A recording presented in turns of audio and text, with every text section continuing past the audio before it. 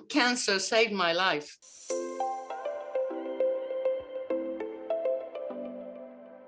I'm absolutely sure that if I didn't make this journey together with Gila, I wouldn't be alive today.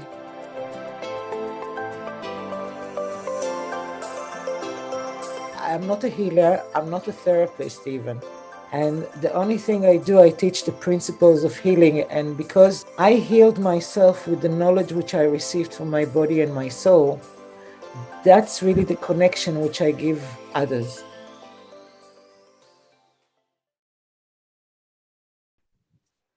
If you can share, first of all, before you took the workshop, I just like to help any of the students learn, any of the healers, the people on their journey learning. How did you deal with your emotions when you heard that you had cancer? I mean, let's talk about what you thought about cancer before you got cancer, and then you got cancer, and we just chat a little bit about how you felt about your body and about your life and about your mortality. When I got diagnosed, I already knew that something was wrong because I went to the mammography, and they told me that I will get a letter from them in 2 or 3 weeks. But the next day they called me and said that I have to come back.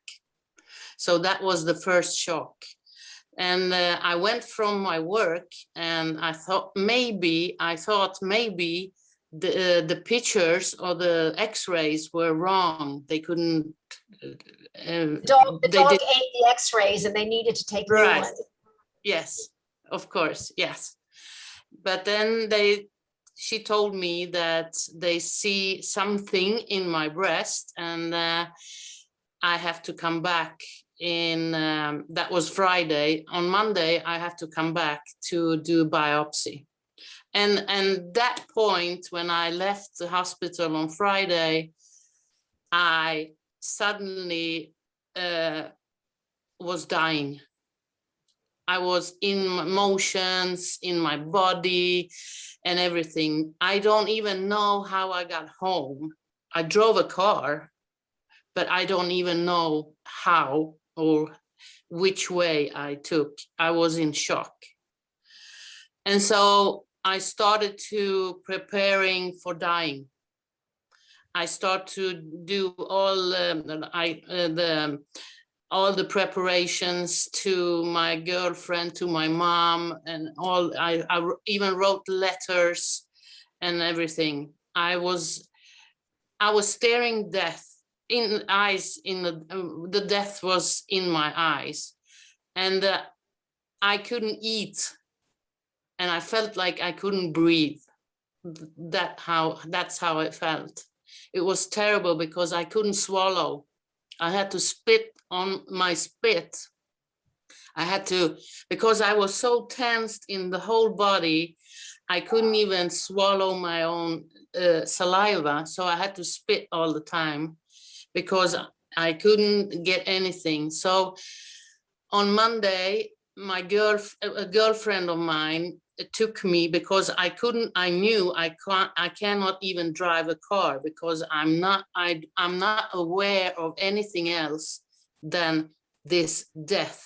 That was it. I couldn't cope with anything else. So she came and got me, and they did the biopsy, and then I had to wait for another 2 weeks before I got the answers. And so those 2 weeks were, I don't even know how I survived, but I had this panic attacks and anxiety, and my heart was pumping really hard, and I couldn't sleep, I couldn't eat, and I didn't do anything but laid on my couch and watched the ceiling. I was totally numb. And so after those 2 weeks, the girlfriend got me in her car again and drove me, and she was with me by the doctors, because she said, I told her, I won't be able to listen what they're saying because I'm not there. I'm already dead. So she wrote it down and we talked about it. And at that point, I didn't know what to do because I needed to, I couldn't even drink or whatever. So I needed something to occupy me, or to be able to survive by not eating or drinking. I had to do something. And I I wrote a letter because somehow Gila's brother, who is a friend of mine, wrote me a letter, how are you?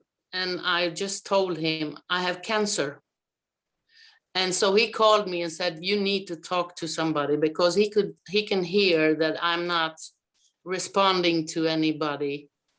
So I said, I'll do anything. I do anything not to be in this place emotionally. And so I called Gila, and that was how it started, actually.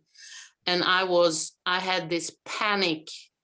I was in a panic attacks mood that I don't, if they asked me at the hospital when I was born, my social number, and I didn't even know that. I was completely out of it. Let me just add that until Milena been diagnosed for many, many years before, she was very afraid of cancer, if I remember correctly. She couldn't even hear the word. So no. All of what she's describing right now that happened in the first 3 weeks since she'd been diagnosed, was basically a reaction of that kind of frame of mind about cancer that she carried for years before. Yeah. Gilly and I have met people who fear it every day and think about it every day. It becomes something, and the brain is obviously reacting. And then when the reality comes, because the doctor, we go over in our minds 1,000 times getting that phone call after we get a mammogram, and your reaction was extreme. Yes, and it was. It shows what you were carrying all these years and how you were like managing living, and the body was just like stuff it.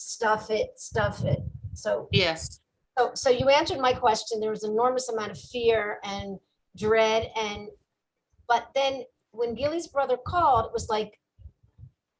it wasn't like there was some hope. There was some, like, you said, I'll do anything. So just what was going on there that you were like, you're ready to listen to someone? Yes, because he told me about Gila, that she is a survivor and healed herself. Way more than a survivor. Way more than a survivor. Yeah, and that she has experience from cancer. Maybe I should talk to somebody. And he thought that it might be good to hear it from somebody who experienced it, because he said, I can help you, we can talk, but I haven't had cancer, so it's a little bit harder for me than Gila to understand and to feel the feelings that you have. Wow. Yeah. Wow. So you spoke to Gili and you decided to go on this journey with her. And now I'm going to ask you, so that was in February, the middle of February. Yes. It's now 3 weeks after the diagnosis. You're the living dead, but you're talking to Gili and manage. Okay. So before I ask you about that, I had the first conversation with Milena, just like any other conversation which I'm having, but I never really realized what happened to Milena during that conversation. So that's something which I would love to ask Milena. What happened in Okay. that conversation, first conversation, because you had a big shift Well, to that. I still remember it so well because we were just talking like normal, like, oh, how are you? And oh, well, and this and that. And then you said, you know, I thank God every day for giving me the cancer. Thank God for cancer. And I just that broke the ice, or the my way of being stuck in my fear, because I said, now if there is a person that is so crazy that is thanking God for cancer, now I'm going to be that one as well, because what do I have to lose now? I'm going to die. So let's go crazy. What happened just right then, which is a key word, and you and I have talked about this, is you began to take responsibility. You believed that you could do this. You immediately Yes. thought, I'm not Keely, but No. she's a witness to having done it. And I am a person who in this moment sees myself taking responsibility like that. Yes. So that was something about you, because not everybody wants to do this. From my memory, she was still under the shock. In the first conversation, she was still under the shock. What I discovered later on was that although she was still in the shock, Milena, you already did a journey, which is accepting to die. Yes. You started that walk into that exception to die, but still in the dark part of the path. Yeah. Yes. You haven't flipped it yet. You haven't opened the door to the other side yet. So it was like when you see, I knew about Milena. My brother told me about Milena about 2 weeks before we actually talked. And I couldn't understand why Milena didn't call me. And later on, when we discussed it, Milena kept on saying it was exactly the right moment. And it sometimes our brain wants to spit things out and do things because we decide that that's the right time. But yet the right moment, when the fruit is completely ripe, it's not a moment that we can decide it by the brain, but it's a moment that it's almost like the universe decide on that moment. And that, so for 2 weeks, she was walking into the darkness, but on the right path of accepting dying. But she never opened the door yet to the light on the other side. And She was more scared of cancer than dying. From her point of view, Right. cancer was Yeah. dying. But she was more scared of the cancer. She would have rather died than had the like Ah, I see it as like Milena. you had no fear of dying. Like you have no fear, like you're like, I want surgery, I want chemo, like I want a new breast, I want to be well. Like you were just like, I'm so scared of this cancer that I'm really willing to accept death, which isn't something that really speaks to people about, but I find that fascinating. She was, I don't think she was accepting. I think she was still in the shock. It was just like a feeling that, okay, this is cancer that equals death. So that was the fear of the cancer that leads to death. So she was doing all the external things of accepting death, but she haven't taken yet into the emotional part, if that's the way of describing it. Because I remember, I think it was the second time we recorded, you told me to relax and sit and speak the word cancer with my mouth, because I couldn't even say the word before. I used lamp or something, or the it. I have it, you know, and all these. And you told me to say the word and try to recognize what I feel. And immediately when I did say the word cancer, I was drowning. I couldn't breathe. I thought that I had a heart attack. I thought that my heart stopped and I couldn't breathe. So I was actually drowning. Yeah. It's very deep, and it's very telling about where you were at, body, mind, and soul, where you were at. But within 2 days, I mean, the reaction was completely different. What was the Yes. reaction after 2 That days? was an exercise. Yeah. That was my first homework. Okay. First, so you agreed to go on this journey and this Yes. healing with Gili. And did you meet with her weekly or every few days? I just want to ask that. Every day. Every day. Wow, amazing, amazing, amazing support and pillar of support. There is just yeah.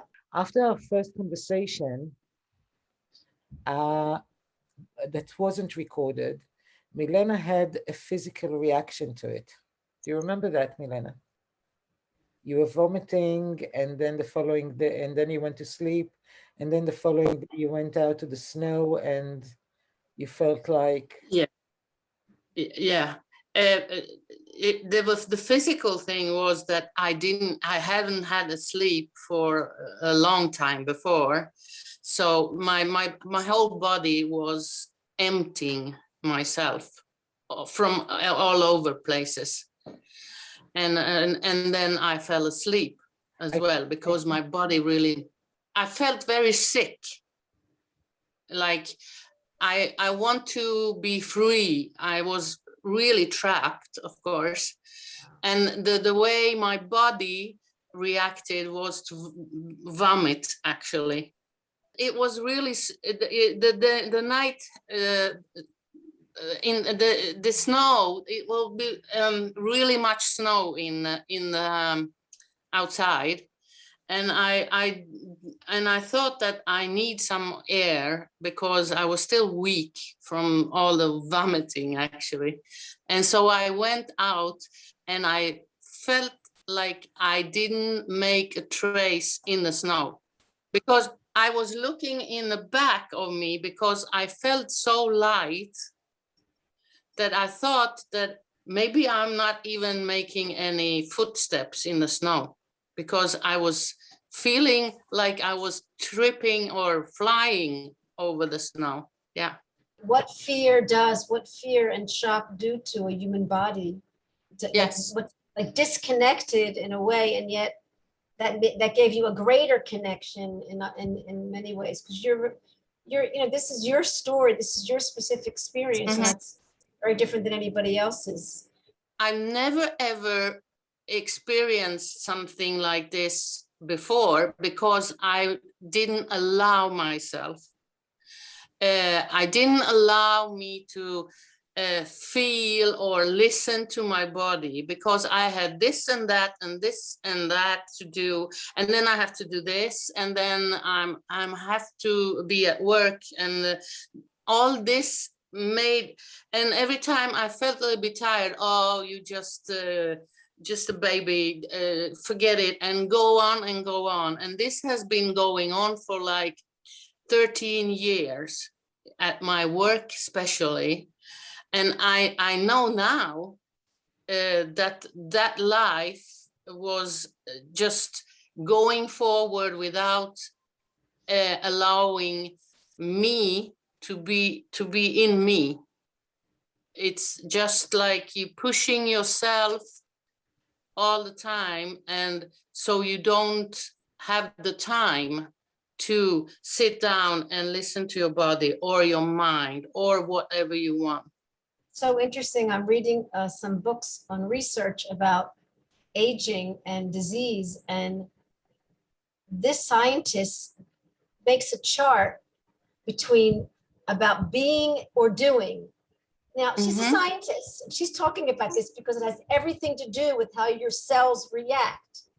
They Yeah. feel when we are doing and doing and doing. They respond to the imbalance of doing, and not Yes. being able to be. And so this is a sign of disease when there's so much, and you were in it, you were involved in it, like worked. Yes. I'm a world champion of being a doer. I always have been. And this that's why it's You're now so, becoming a world champion of being, and most important is the yes. balance. Not all or Yeah. nothing, the balance. No, right. It's the totally different way of living or being on this earth, actually. It's totally different. And of course, everybody that knows me can even see, or when I'm interacting with them, that it's somebody else. Wow. Yeah. Wow. Tell me how you feel about the program and the caring and the organization of what you learned and the knowledge. And I'd love to hear about your experience with it. Oh, it's been a roller coaster from the beginning to the start, till now. It's been a journey that is amazing, in not only in how to think and how to react to things, but even how to not to do, or how to do differently. And of course, I've been down. I had my lows as well on in this journey, and I could all the time. I could call Gila anytime, actually, and she had other methods that I never ever thought would even work from the beginning. But then also it learned me how to see things very differently from how I used to do. For example, I remember a period that I was really low, and I was actually rushing through things all the time, as I was before as well. And I could see it, that I was doing all this again. I was a doer again, and I should do that and that. And I could see it, but I couldn't break. I couldn't put down the foot and break through this. So I called Gila. She said, "This is your brain taking over. It's okay, but let's put it on the paper instead. Or everything that you," and I had those little tiny yellow Post-it papers everywhere, all on the whole. My whole apartment was filled with those, because if I can just put it on the paper, I was free. Wow. Beautiful. And it was amazing. In the middle of the night, I woke up sweating, because probably my brain was interacting again. So I put it down on the paper, and I could fall asleep again, because it was there. What's neurological? So, The studies are. yeah. I love.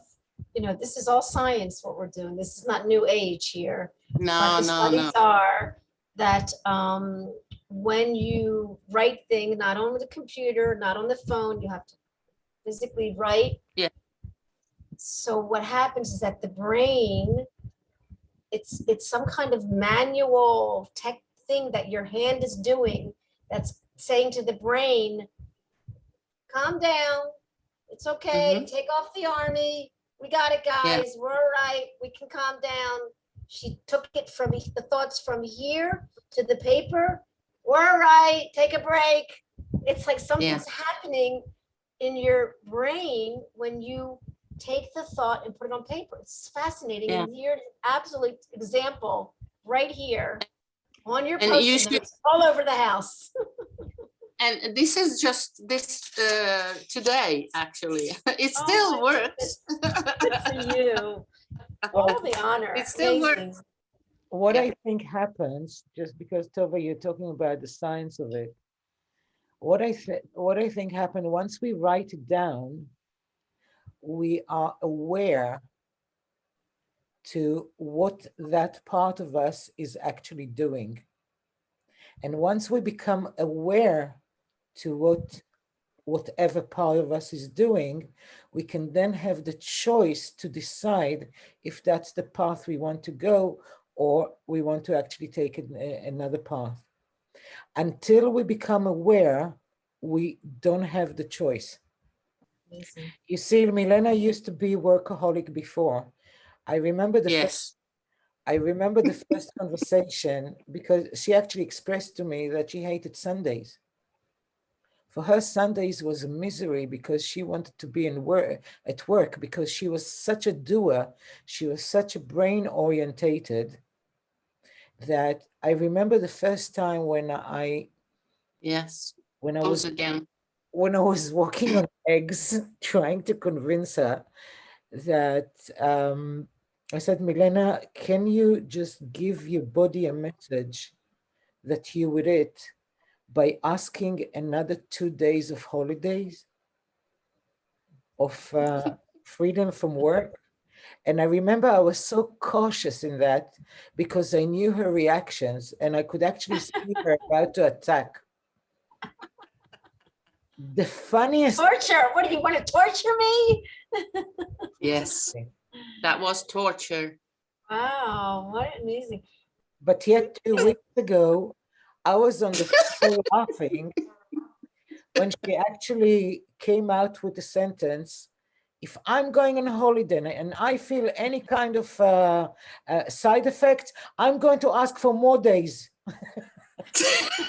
Like the change, it was like two personalities completely, and it was such a quick change. So here you are, you're starting this process. Are you getting chemo? Were you working with Geely when you were getting a chemo or radiation that you had to? No.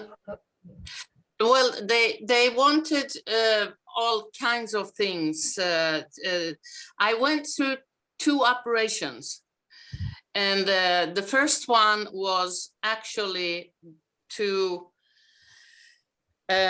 remove my cancer from the breast, and that I was not where I am now, and it was a decision that the doctor made for me. Actually, I was just sitting there and they said, well, we're going to remove this and you have to have an operation. And of course, I didn't have anything to say at that point. I was not in the place where I am now. So anyway, I had that operation, and then they decided that they were going to make another one in my lymph system to remove my lymphs.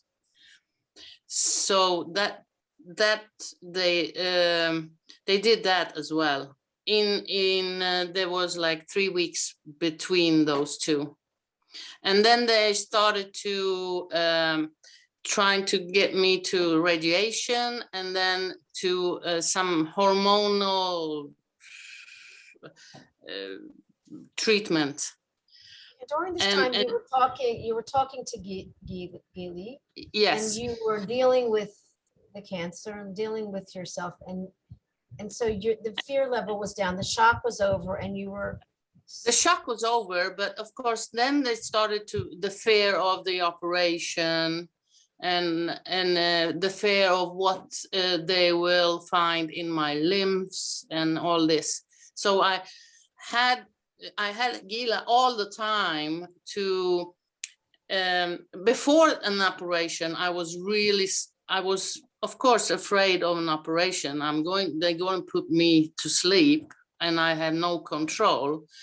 And so we had like two sessions about that to prepare me to be at least prepared, and my body, who is going to suffer after the operation. Actually, that's when the body's job starts to heal. So all this we were planning on getting sessions in an order, but we didn't. Well, Gila couldn't do that because I always said, well, now I have to do this. So we have to change the sessions to whatever I felt was most important at that point. Probably got through the surgeries and the pain after the surgeries and the lymphs, and I know, you tell me about some of the pain you felt and how you worked with it in the journey, understanding pain, understanding your reaction and your response to pain. I just want to explain to you a little bit how I'm working. I'm not telling anyone what to do. I never really told Milena what to do. What I do is give information, and I connect her to her soul and her body, and we start to observe the mind by actually writing those kind of monkey brain that we have. We start to observe how the mind is trying to take control. And once we observe it, we can stop it. So when it's not like I'm telling Milena what to do in every certain stage, it's much more me teaching her, putting her together with those parts of her. And whenever she needed to do something, I used to practically send her and tell her, go and speak to your soul, go and speak to your body. Create those kind of things, because I knew that in one point or another, once the workshop is finished, I'm stepping back and Milena needs to take over. And therefore, it's not like what I'm telling her to do. She needs to, she could create a direct connection to her own inner powers. And that was the journey.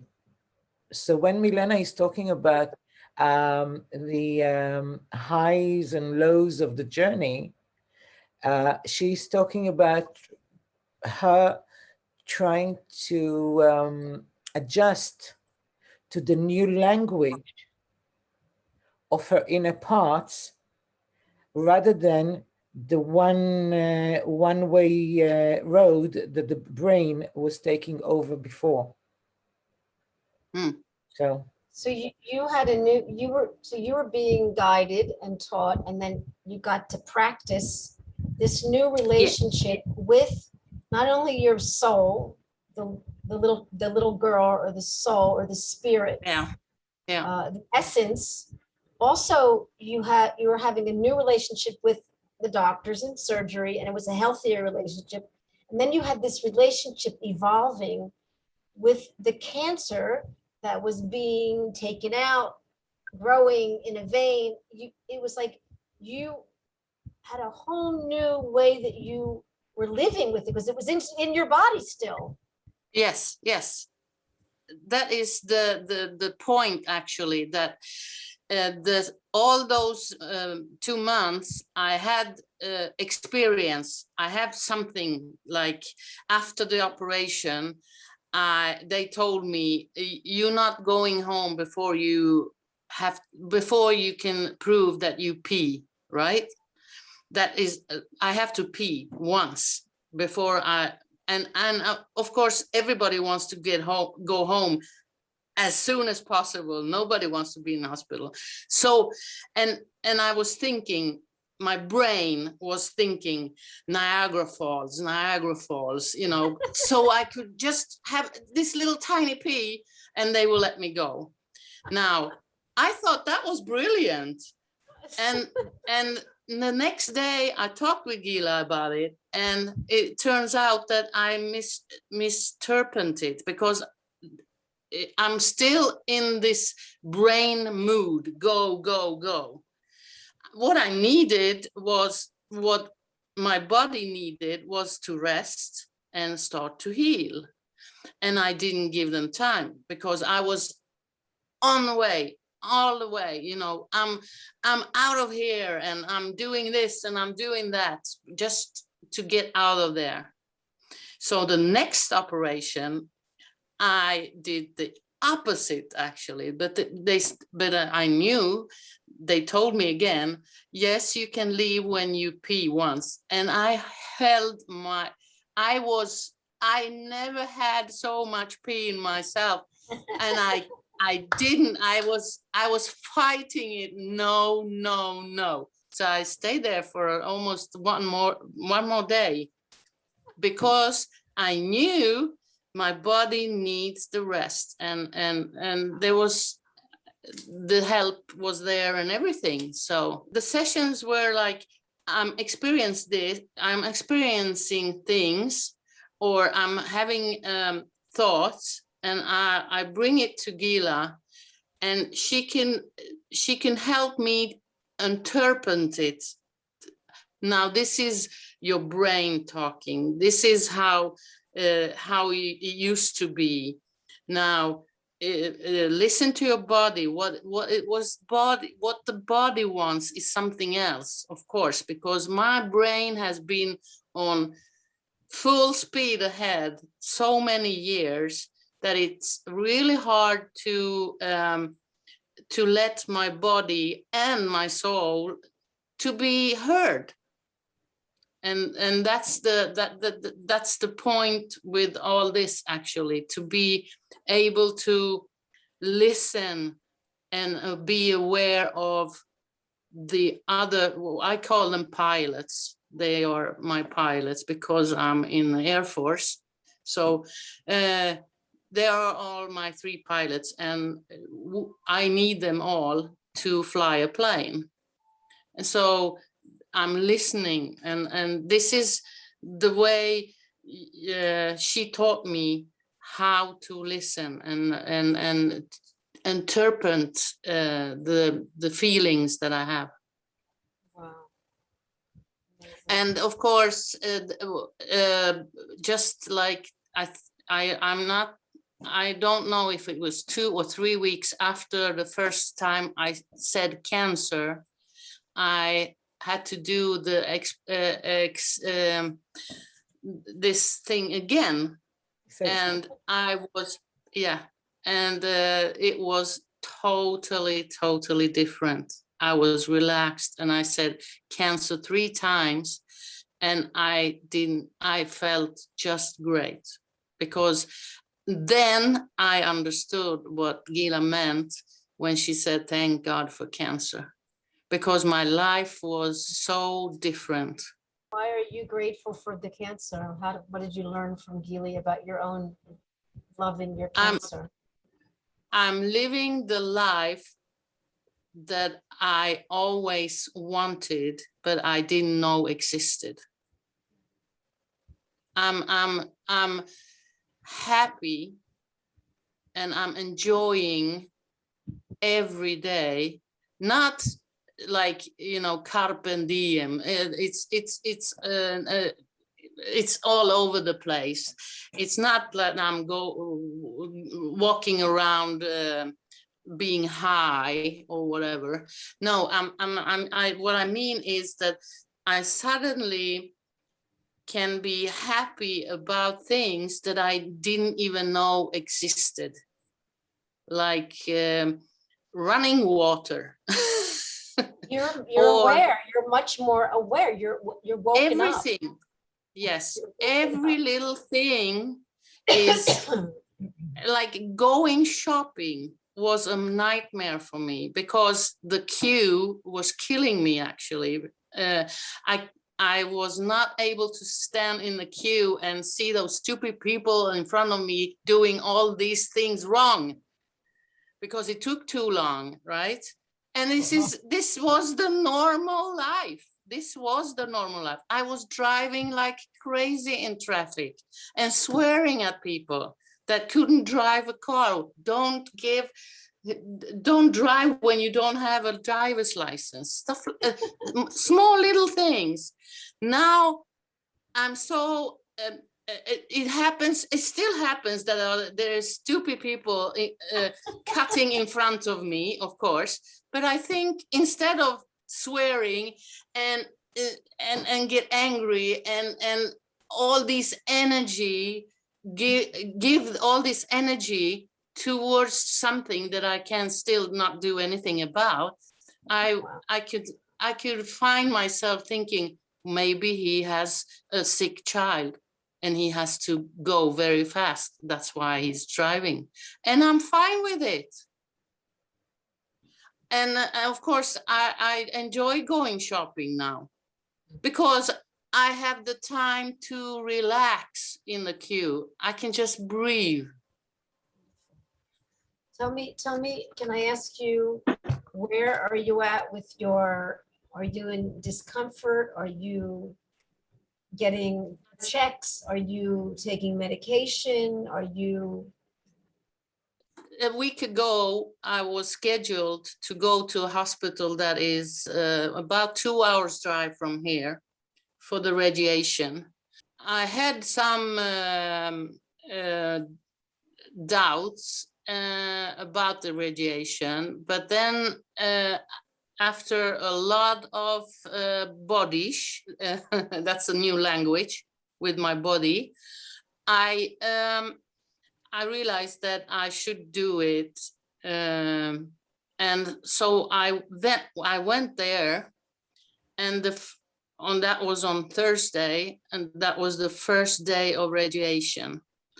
And after that, I could feel some heat in my breasts and on the side, but I thought maybe that's normal. But when I got to my bed in the hospital, it started to be very red, and it turned out that the whole night was terrible, and it turned out I got really badly burned from the radiation.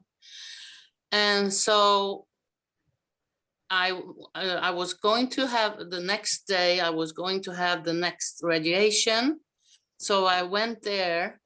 The next day I went there, and the nurses at the radiation looked at my breast and said, we have to call a doctor. So they called the doctor.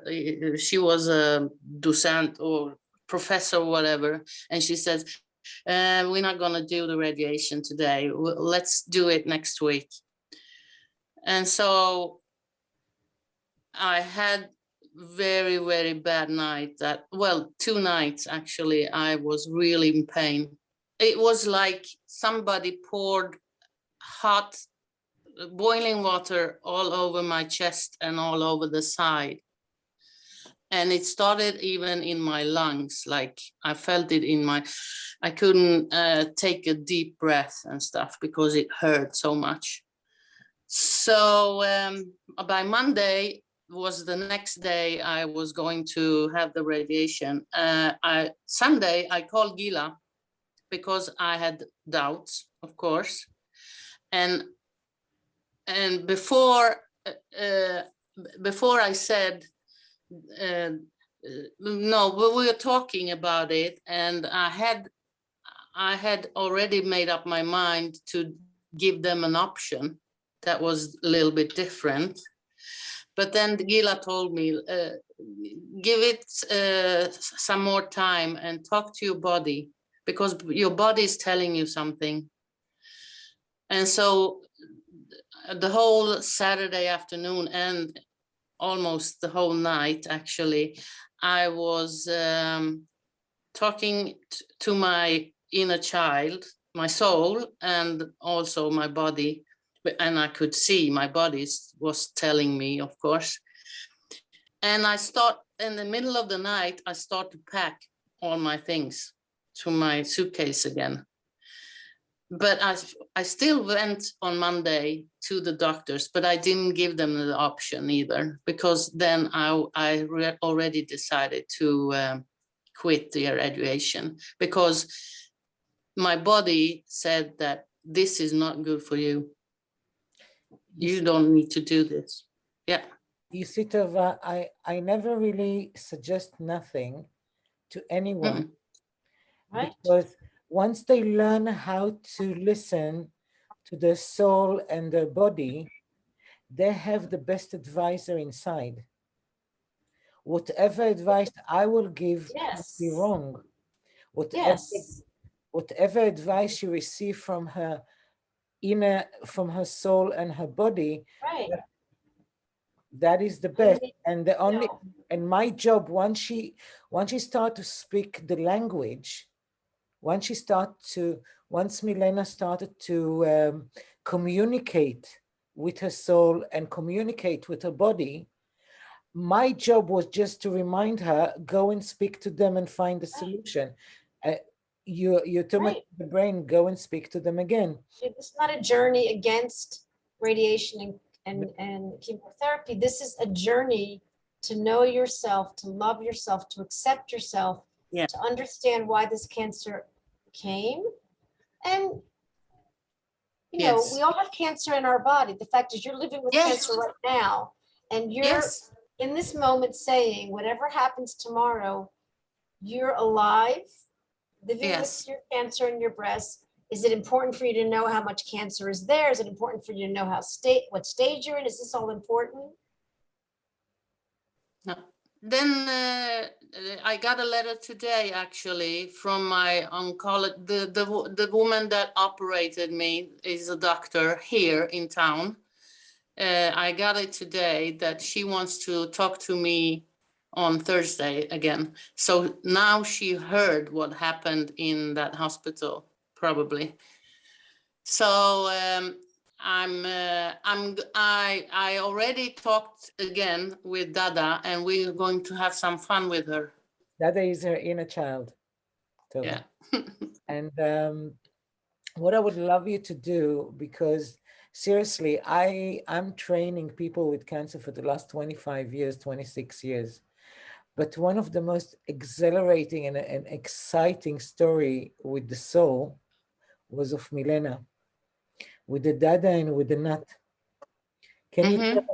can you tell us how you met your inner child, how you met your soul, how Dada came I in, didn't. and all the rest of it? I didn't know I had an inner child. Mind you, I didn't have any body as well. I only had the brain because I thought my brain was the smartest one that's on this earth, and it was working, and it was working straight ahead all the time, right? It was like a running machine. Nobody would tell it what to do. Ever. Right. Yes. Because I knew I was right, right? My brain was the one who's the boss on the universe. And now suddenly I had this homework that she says, you have an inner child. What? An inner child? Yeah, well, something, call it soul, something in that knows is so much smarter, so much better than the brain. The brain is just a doer, but this is a universal thing and stuff. Okay. And I didn't even know I had those because I never ever allowed myself to go there because my brain stopped me. It was because the brain knows that if I do all this, the brain will lose the power. But you allowed So your brain to stop you. You now know you're in control and the little girl's yeah, in control and you yes, are the conductor and you're running right, you're running, you have the key to the control room. right, yes. And I was walking because I felt like my all those thoughts that I've written down on those little tiny post-it papers, they came very clear, much more clearly when I was walking outside, because I'm an outside person. I love nature, and so I did the walking every day. I walked because I was at home. I didn't have to go to work. So I walked all the time outside, and I was walking, And that was the day Gila told me after the homework, and she says, find your inner child. There is an inner child, and all this. And I was walking, and I go, I don't know how do I communicate? Where is she or he or whatever it is? How do I feel it, and things like that? And I was walking, and I was walking on in the woods, and suddenly in front of me there was this huge chestnut, and it was really shiny in the snow, in the middle of nowhere, and there's no trees like that there. And so I picked it up, and I felt how smooth and how lovely it was. And suddenly I got this image that I was like an image, image, you are a nut. That's what I got, like, you are nuts. And suddenly I felt so happy. And I felt like I was really, when you are a little child and your mother says, don't do that. And you look at her, and when she doesn't look, you do it, right? You little bit naughty. And I felt it. That was the feeling. And I said, now this is, because I had this image, and this nut was my inner child. So I bring it everywhere. I even brought it to the operation with me everywhere. The nut was the symbol of your inner child. Yes, yes. And it was absolutely amazing, because every single time we speak on the Zoom, you can actually see it on the videos. Whenever Milena takes out the nut and start to play with it, her whole stature is completely changes. She becomes soft. She becomes different, like completely different. Yeah. Wonderful symbol. How did your soul told you what's her name? It just came to me that I was walking again, and I go da da da da da da da da, and it was there. It was Dada. Yeah, and it was because every time I was feeling happy or filled with emotions that are good emotions, then I started to da da da da da, and then of course this nut started to grow in my pocket and in my hand. Now this is my nut, and look here. Can you see this? It's like a tiny little green sprout coming out of it. It was so funny. It came out with leaves, with green leaves coming out. Yeah. Seriously? Yeah. Oh my goodness. That's amazing. If you were listening to this and you wanted to know, what else would you want to say to anyone listening regarding their cancer and their story and their body and their relationship with their health? What do you want to say to someone about what you've been going through and what you're continuing to go through? Well, I'm absolutely sure that if I didn't make this journey together with Gila, I wouldn't be alive today. I'm absolutely sure of that. Because either I would drink myself to death with alcohol, or I would get so desperate that I would probably just go under. I mean, I wouldn't eat, I wouldn't sleep, I wouldn't do anything. So I would just faint away. I'm not talking about killing myself, but that's the point. I would probably die of just not to be able to live anymore. I'm 100% sure. And my mother, who knows me best, of course, but we only speak on telephone because of COVID.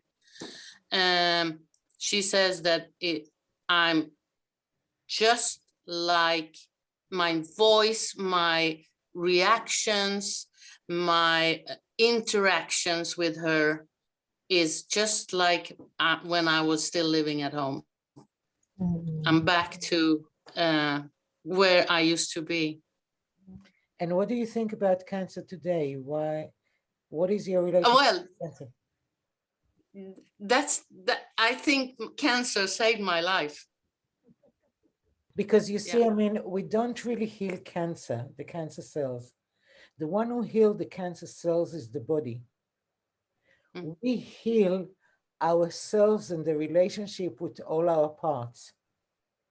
We become united as one, and we are basically putting back our life back on the right track.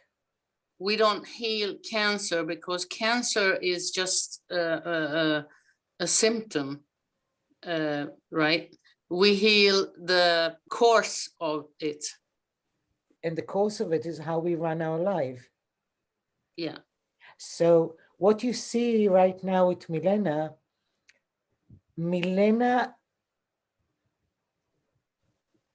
made a complete change in a very, very short span of time, just because the cancer was there. Mm. If I didn't have the cancer, I would never, ever had the ability to allow myself to change. She's much more free now. She's much more connected to all her parts. She's much more connected into her life. She's much more enjoying herself. See that, and the body's relaxed and calm, and your whole chemistry is different. You're secreting chemicals, and the cancer is not like Gili teaches. The cancer is not getting what it needs to multiply. It's getting what it needs just to Yes. be there. So yes. I'm in awe of this, and blessed to be part of this healing journey as it continues. Because I don't think Gili offers a cure or teaches you to cure. It's about acceptance, self-love, self-compassion, responsibility, and loving your cancer. And this is a profound paradox about life that happens when we get disease or chronic pain. And we got to do the opposite of what our brain. Right. Exactly. So I'm feeling just complete. Anything else you want to say, Gili, before we say good night? And maybe we'll have a sequel with Milena. Pleasure. Anything else you want to say, Gili?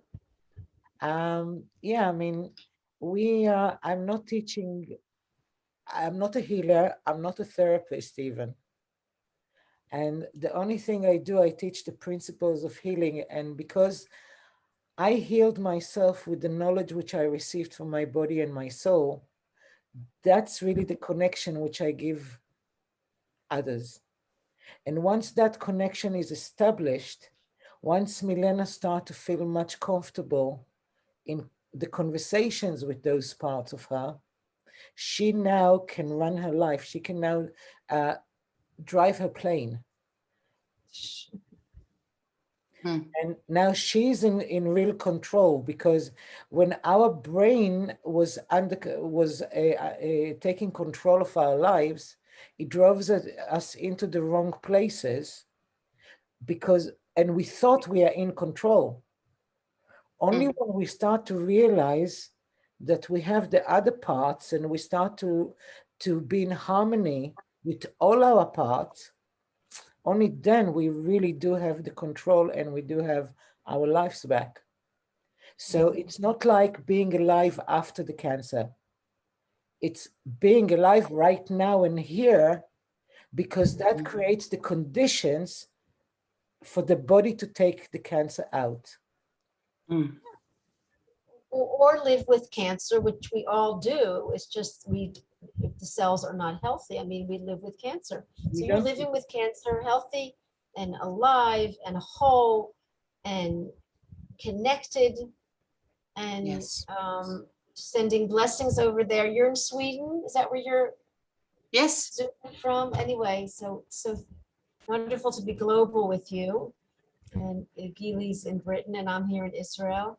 I just want to say that very, very shortly, Milena's workshop is going to be available to the public, so they can actually purchase it and follow her progress as we were teaching, as we were going through the journey together. The journey, Yes. journey to free Milena. Wonderful, wonderful. Milena's free, and she's freeing all of us again, over and over again.